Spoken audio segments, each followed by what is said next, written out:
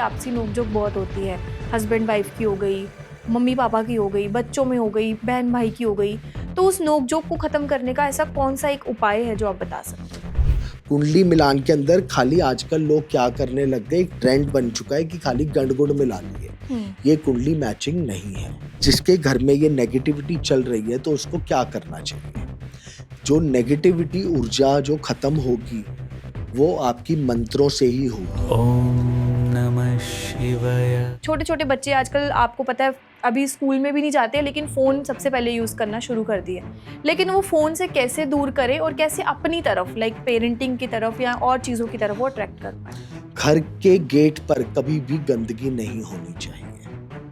आजकल flat system में मैं देखता हूँ, नॉर्मली जब मैं वास्तु विजिट के लिए भी जाता हूँ, अंदर बहुत अच्छा है, फ्लैट के बाहर बहुत गंदगी है। बिल्कुल। मेन गेट के बाहर शुभ लाभ और सत्या बना होता था सिंदूर से। आजकल ये धीरे धीरे ट्रेंड खत्म होता जा रहा है।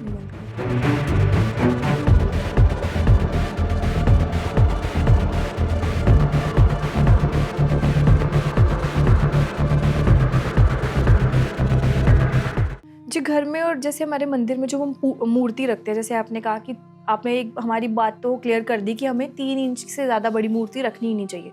तो अगर किसी ने घर में मंदिर में मूर्ति रखी है तो उसकी सही तरह से कैसे उसकी टेक केयर करना चाहिए मूर्ति का? देखिए, अगर आपने मूर्ति रखी है तो सबसे पहले चाहे मूर्ति हो या फोटो हो, कुछ भी हो, आपको कुछ चीज़ों का विशेष ध्यान रखना है कि मंदिर हमेशा साफ सुथरा स्वच्छ होना चाहिए। समय अनुसार नीचे का वस्त्र जरूर बदलना चाहिए, मूर्तियों की साफ सफाई होनी चाहिए, हो सके डेली उनको इत्र का स्नान करवाएं, तिलक लगाएं। तिलक भी इस उंगली से लगाया जाता है। अक्षत लगाएं, चावल, भगवान को जो चावल भी चढ़ते हैं वो 3 बार धुलने चाहिए। अच्छा। 3 बार धो करके चावल भगवान को अर्पण करने चाहिए। दूसरी चीज, भगवान की मूर्ति की आप जब पूजा कर रहे हैं, भगवान की सारे कर रहे हैं तो पंचोपचार पूजा घर में करनी चाहिए। धूप, दीप, फूल, नैवेद्य, प्रसाद और जल, ये सिंपल पूजा आप करिए। प्लस जब हम भगवान की पूजा करते हैं तो भगवान को जब हम प्रणाम करते हैं तो ऐसे ना करके ऐसे करें। अच्छा। ये होता है आपकी देने की मुद्रा, ये कृपा प्राप्ति की मुद्रा। तो आप भगवान के चरणों में ऐसे करके करिए कि हे प्रभु अपनी कृपा प्रदान करो। अगर हमने कोई भी दान करना है तो ऐसे करना चाहिए, मतलब आपके कहने का? दान नहीं, दान तो हम ऐसे करेंगे ना। मैं कह रहा हूँ जब आप भगवान का स्पर्श कर रहे हैं, अच्छा। भगवान के चरण छू रहे हैं तो ऐसे छूइए। अच्छा, ठीक है। जैसे भी आपने तिलक की बात करी तो किस मतलब बहुत सारे तिलक आते हैं, चंदन का, सफ़ेद चंदन का, और हमें कौन सा तिलक जो है वो मंदिर में यूज़ करना चाहिए पूजा के समय पे खास करके? देखिए, जो विष्णु जी के स्वरूप हैं, राम जी, कृष्ण जी, विष्णु जी, इन सबको चंदन का, देवी जी को, लक्ष्मी जी को, सारी देवियों को या तो केसर युक्त चंदन, केसर युक्त चंदन तो आप विष्णु स्वरूप में भी लगा सकते हैं, और साथ में उनको लगाना है हल्दी रोली का टीका, मतलब हल्दी वाली रोली का टीका, और शिव जी को चंदन का टीका। ये 2 टीकों से सारे भगवानों का श्रृंगार हो सकता है।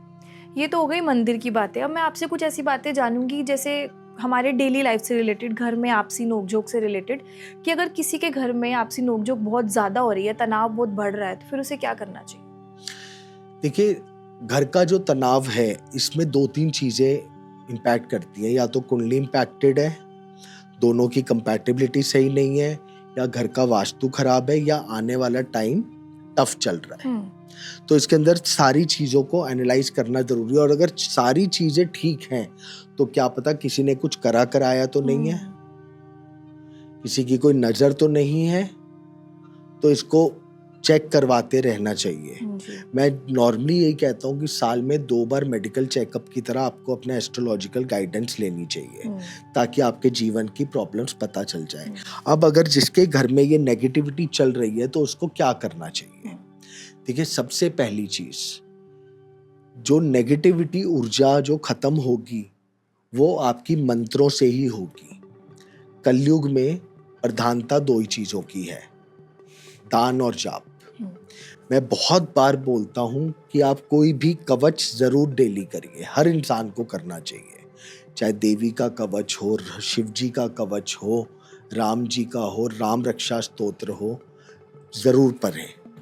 दूसरी चीज, एक बहुत छोटा सा उपाय बता रहा हूं, थर्सडे छोड़ करके बाकी हर रोज घर में पोंछा लगाते हुए उसमें नमक डलवा दीजिए। अच्छा। आपको काफी बेनिफिट मिलेगा, घर की नेगेटिविटी दूर होगी, घर की नेगेटिविटी काफी हद तक दूर होगी। दूसरी चीज, घर में अगर आप डेली कपूर प्रज्वलित करते हैं तो उससे नेगेटिविटी बहुत कटती है। चाहे आरती करते हुए ही कपूर डाल दीजिए, थोड़ा सा नेगेटिविटी कटेगी।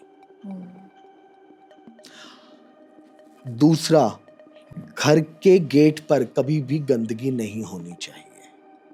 आजकल फ्लैट सिस्टम में मैं देखता हूँ, नॉर्मली जब मैं वास्तु विजिट के लिए भी जाता हूँ, अंदर बहुत अच्छा है, फ्लैट के बाहर बहुत गंदगी है। बिल्कुल, मेरे ख्याल से आपने फ्लैट की बात की, लोगों के घरों का भी यही हाल है आजकल, अंदर सफाई है, बाहर गंदगी है ना।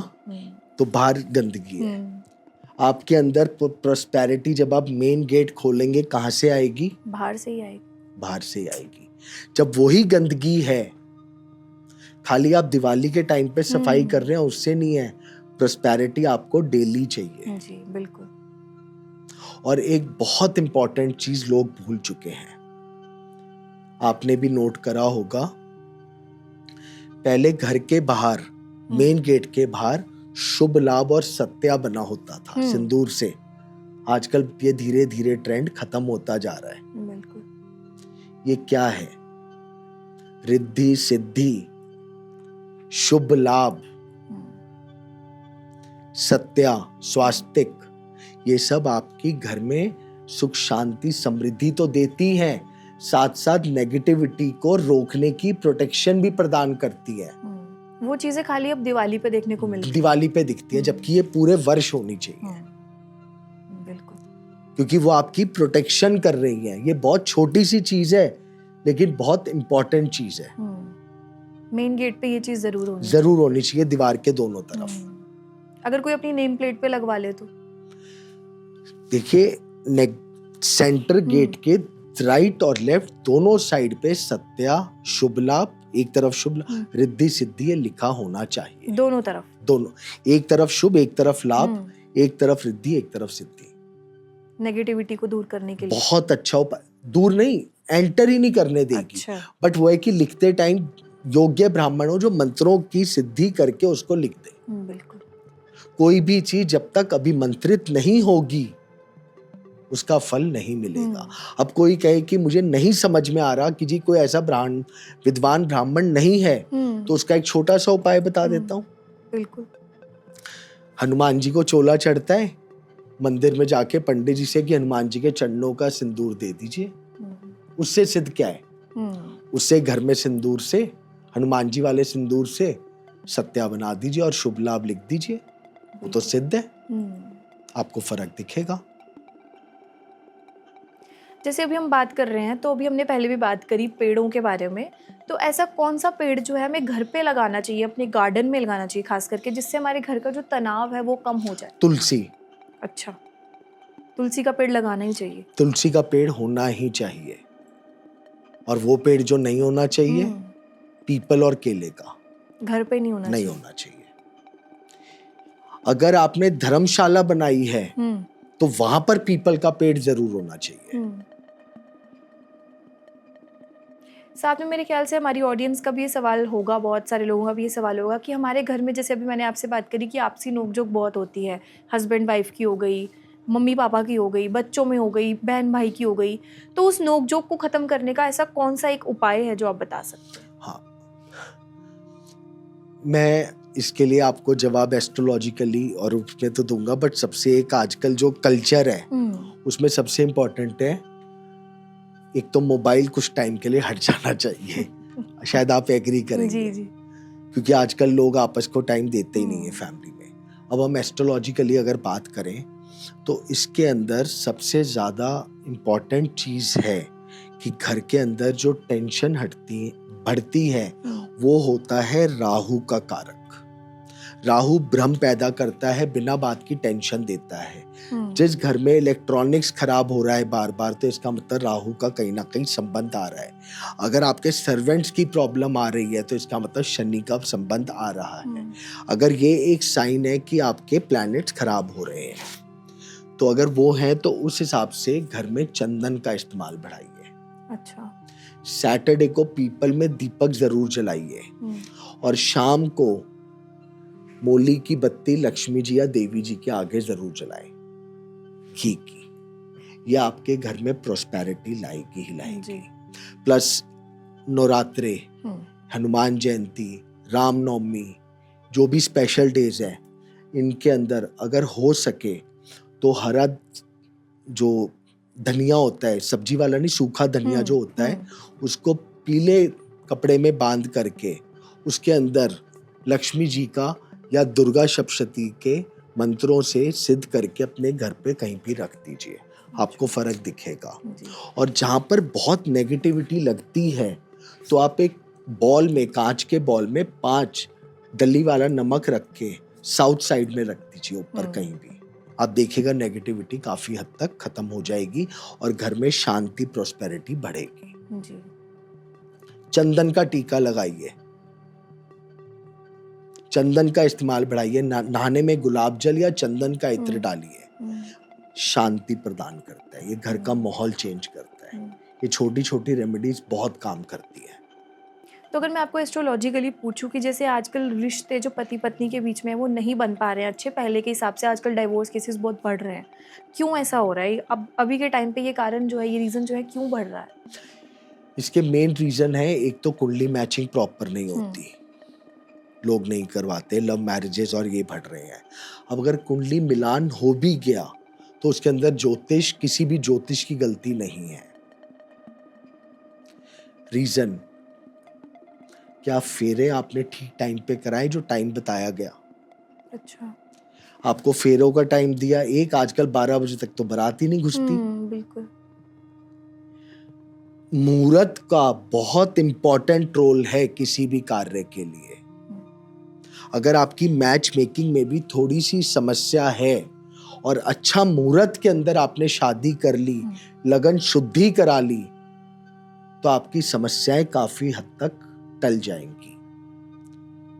कुंडली मिलान के अंदर खाली आजकल लोग क्या करने लग गए, एक ट्रेंड बन चुका है कि खाली गंड-गुड़ मिला लिए। ये कुंडली मैचिंग नहीं है। इसी के साथ मैं आपसे एक सवाल और पूछूंगी कि जैसे बहुत सारे लोग ना अभी लोन के चक्कर में परेशान है, कर्ज है उन पे बहुत सारा, क्या उपाय एक आप उनके लिए बता सकते हैं जिससे उनका कर्ज जो है, मैं ये नहीं कहूंगी कि खत्म हो जाए, हाँ, लेकिन कम हो जाए, प्रॉब्लम उनकी कम हो जाए? 2 अप्रैल को हनुमान जयंती है। एक बहुत छोटा सा उपाय बताने जा रहा हूँ कर्ज मुक्ति के लिए। बिल्कुल। कर्ज मुक्ति के लिए 8 छुआरे ले लीजिए। 8 छुआरे लेकर के हनुमान मंदिर जाइए, 8 छुआरे हनुमान जी के आगे चरणों में रख दीजिए या मंदिर में अपने सामने ही रख लीजिए, किसी भी लाल कपड़े में करके। दीपक प्रज्वलित करके 11 बार हनुमान चालीसा का पाठ करें। उसके बाद हनुमान जी से प्रार्थना करें, और अगर कर सको तो ऋण मोचक स्तोत्र का भी साथ में पाठ करिए, 11 पाठ, ये तो 5 ही कर लीजिए। और फिर 4 छुआरे हनुमान जी को चढ़ा दीजिए, और बाकी 4 छुआरे लाल कपड़े में बांध करके घर आकर के अपने लॉकर में या किसी अलमारी में उसको रख दीजिए। अब अगली हनुमान जयंती से पहले फर्क बताइएगा जी। और ये बहुत ही बेस्ट उपाय है, और अभी 2 अप्रैल को हनुमान जयंती आने भी वाली है, और कर्ज मुक्ति के लिए उपाय कर सकते हैं और आपको बिल्कुल ये इफेक्टिव वे में दिखेगा। अंत में आप हमें ये सवाल बता दीजिए, जवाब दे दीजिए कि बहुत सारे पेरेंट्स का ये सवाल होगा, लाइक बहुत ही, जैसे अभी हमने मोबाइल की बात की, तो मैं ये पूछना चाहती हूँ कि बच्चों को खास करके पेरेंट्स, अपने छोटे छोटे बच्चे आजकल आपको पता है अभी स्कूल में भी नहीं जाते, लेकिन फ़ोन सबसे पहले यूज़ करना शुरू कर दिए, लेकिन वो फ़ोन से कैसे दूर करें और कैसे अपनी तरफ, लाइक पेरेंटिंग की तरफ या और चीज़ों की तरफ वो अट्रैक्ट कर पाए? देखिए, इसके अंदर सबसे ज़्यादा है राहु का कारक तत्व। राहु है जो इल्यूजन, भ्रम की तरफ आदमी को इंक्लाइन करता है। आपको राहु को चेंज करना पड़ेगा, राहु को कंट्रोल करना पड़ेगा। अच्छा। इसके लिए 2 चीज़ें सबसे ज़्यादा इंपॉर्टेंट है। एक तो चंद्रमा को स्ट्रॉन्ग करना है और सूर्य को स्ट्रॉन्ग करना है। ज्योतिष में भी सूर्य को सिर्फ एक ही ग्रह है जिसको क्रूर ग्रह माना गया है। रीजन, ज्योतिष में सूर्य को राजा बोला गया है और राजा को कई बार अपनी प्रजा की हित के लिए क्रूर डिसीजन लेने पड़ते हैं, इसलिए सूर्य को क्रूर माना गया है। तो जो हेड ऑफ द फैमिली है वो हो गया राजा, उनको कई बार स्ट्रिक्ट डिसीजन भलाई के लिए लेने पड़ेंगे, चाहे घर वालों को अच्छा लगे या ना लगे। उसके लिए जो हेड ऑफ द फैमिली है उसको सूर्य को जल डेली देना चाहिए। दूसरी चीज, चंद्रमा है मन का कारक, हो सके तो चांदी के गिलास में पानी पिलाइए बच्चों को और चंदन का इस्तेमाल बढ़ाइए। इससे क्या होगा, मन स्ट्रांग होगा और राहु चंदन से शांत होगा, तो बंदा धीरे धीरे बच्चे चेंज होंगे। फोन से मतलब वो छुटकारा पा सकते हैं फिर? देखिए, एडिक्शन इसमें खाली एक उपाय काम नहीं करेगा, दोनों तरफ से काम करेगा। बिल्कुल, मदर पेरेंट्स को भी होना पड़ेगा, बट रेमेडिकली क्या दशा चल रही है क्या नहीं चल रही वो ग्रह कुंडली से और ज्यादा इम्पैक्ट करेगा, लेकिन राहु ही उसका कारक है। और अगर ज्यादा किसी के आसपास अगर कोई ऐसी जगह है जहां पर मछलियां हो, लेक में या कहीं, तो वो लोग फ्राइडे को बच्चे जो एडिक्शन है मछली को आटे की गोलियां खिलवा दे फ्राइडे को। अच्छा। आप देखिएगा फर्क। अच्छा। और अगर कुछ नहीं कर सके तो सैटरडे को अपनी क्षमता अनुसार किसी भी टोबैको प्रोडक्ट का दान करवा दीजिए जो शूद्र जाति को। आप देखिएगा इसके अंदर आपको एडिक्शन के चांसेस धीरे धीरे खत्म होते जाएंगे। कहीं ना कहीं उपाय जो हैं वो ज़्यादा काम करते हैं इन चीज़ों से। और जैसे मनीष जी ने बहुत सारे उपाय बताए हैं और कहीं ना कहीं काम करेंगे ज़रूर, आप ट्राई करके देखिएगा। और बहुत अच्छा लगा सर आपसे बात करके, बहुत सारी चीज़ें जानी और हमारी ऑडियंस के भी बहुत सारे सवाल थे, उनको पता चला क्या चीज़ें कैसी हैं कैसे नहीं। और अगर आपको भी ये हमारा सेशन जो है अच्छा लगा होगा तो चैनल को लाइक शेयर और सब्सक्राइब ज़रूर कीजिएगा। कोई भी प्रॉब्लम या कोई भी क्वेरी आपकी होगी तो हम मनीष जी का नंबर जो है वो डिस्क्रिप्शन में मेंशन कर देंगे, आप उनसे कॉन्टैक्ट कर सकते हैं। Thank you so much. Thank you. जय मां पहाड़ी।